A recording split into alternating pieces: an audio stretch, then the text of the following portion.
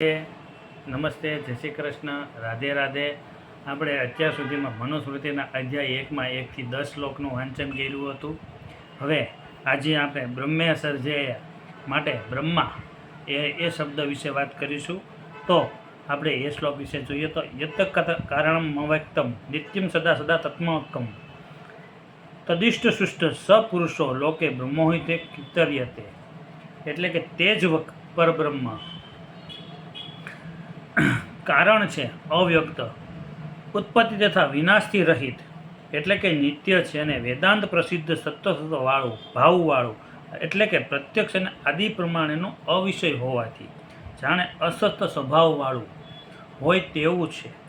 અથવા તો સત અને અસત એટલે કે ભાવ અને અભાવ બંને સ્વરૂપ હોય તેવું છે. તેમણે ઉત્પન્ન કરેલા તે પુરુષ લોકમાં બ્રહ્મા નામે ઓળખાય છે. અહીં જે તમામ ઋષિમુનિઓ અને જે પુરુષોની ઉત્પત્તિ કરી ત્યારથી બ્રહ્મા છે નામે ઓળખાણા. આમ અહીં બ્રહ્મા કેમ બ્રહ્મા કહેવાના તે વિશે વાત કરી. હવે બ્રહ્માંડના 2 ભાગ વિશે વાત કરીશું. તો હવે પછીના અધ્યાયમાં હવે પછીના શ્લોકમાં આપણે તે જોઈશું કે બ્રહ્મા કેવી રીતે 2 ભાગ પાડે છે બ્રહ્માંડના, અને તે કેવી રીતે ધરતી ઉપર અને બ્રહ્માંડ બને છે, સૂર્ય બને છે, તો વગેરેની ચર્ચા કરીશું. જય શ્રી કૃષ્ણ, રાધે રાધે, નારાયણ.